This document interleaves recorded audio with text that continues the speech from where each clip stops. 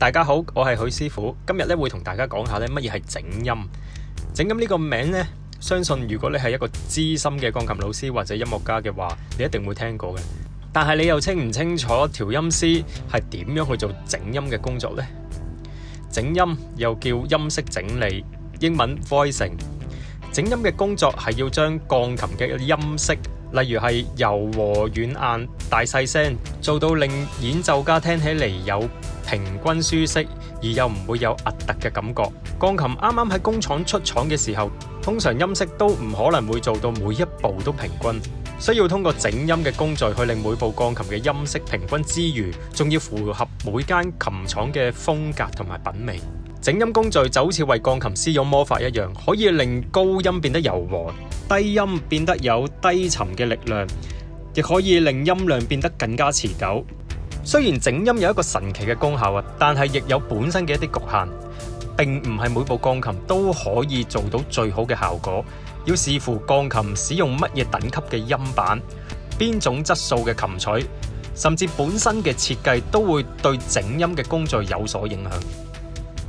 喺深入了解呢個影響之前，我哋先了解一下整音嘅方法係點樣先。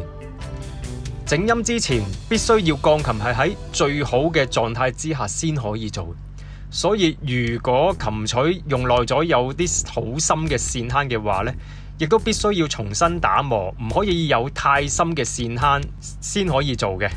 另外，琴錘嘅角度啦、接觸面啦、位置、走位都要調整到最好。琴膽同埋鍵盤都需要做 regulation， 調整到最佳嘅狀態。最後當然唔少得嘅就係將鋼琴嘅音調好佢啦。整音嘅方法好簡單，調音師會用針插將一支一支嘅長針插入去琴錘入邊，令到琴錘嘅表面柔軟起嚟，改變琴錘嘅表面張力，就可以令原本敲出嚟硬邦邦嘅聲音變得柔和。但係唔係亂咁插就可以嘅。唔同嘅位置、插入嘅深度、角度、插針嘅排列都會有唔同，插針嘅次數都會因應情況而有所唔同，甚至針嘅粗任都可以控制到音色嘅改變。整音之後嘅琴錘接近頭部嘅位置會比較硬，後面就會比較柔軟。對比起琴錘嘅頭部，琴錘嘅表面亦都會比較硬一啲。琴錘喺呢種柔軟分佈之下，就會由原本硬邦邦嘅聲音變成柔和而且音量持久嘅聲音。所以整音雖然望落去好簡單，但係其實係一門非常複雜嘅學問。如果喺插針嘅時候做錯咗，或者插得太多針嘅話，就會出現插死錘嘅情況。喺插死錘嘅情況之下，琴錘敲出嚟嘅音色會過分柔弱。當我哋大力彈嘅時候，鋼琴亦都會冇咗原有嘅爆炸力。所以整音幾乎係一個唔容許犯錯同埋翻轉頭嘅工序。整音可以將音色變得柔和，但係要將音色變得響亮呢，係冇辦法做到嘅，除非你用硬化劑啦，又或者燙錘啦，又或者同一個音你彈1000次啦，敲到個琴錘硬晒嘅時候，佢都會響翻啲嘅。喺呢個翻唔到轉頭嘅原則之下，整音對調音師嚟講可以話係一個技術、經驗同埋判斷力嘅考驗。當調音師向音樂家或者客戶去討論整音呢個工序之前，有好多地方都需要考慮，例如整音嘅目的啦。有啲客人會因為鋼琴太大聲，希望可以用整音嘅方法將鋼琴嘅聲變得細聲咗。嗱，喺呢個大前提之下，我哋會建議客人呢用多啲嘅吸音物，令到聲音減低，而唔係考慮去做整音先嘅。因為整音嘅工作除咗改變音色之外呢，仲會改變手感。變得柔和之後嘅鋼琴呢，你彈落去嘅手感都會變得好似好柔軟咁嘅。點解會有呢種感覺呢？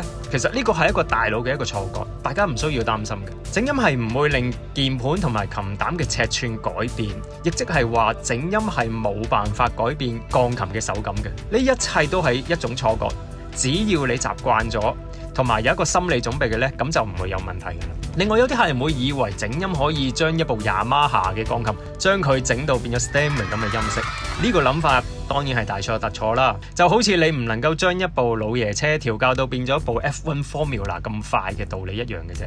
整音呢個工序係會令音色變得柔和之餘，音量都會隨之而下降嘅。所以如果音板嘅 quality 係比較差嘅話，產生出嚟嘅音量唔夠大嘅時候呢，就冇辦法做到非常柔和而又有足夠音量嘅音色㗎喇。分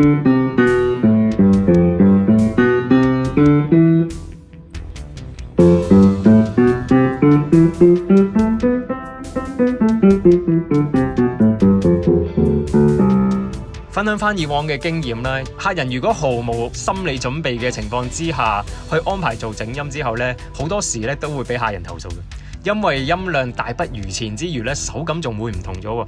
所以喺整音工作之前，調音師同客戶係必須有一個足夠嘅溝通，先可以開始做呢個工作嘅。你又有冇試過揾師傅幫你做整音呢？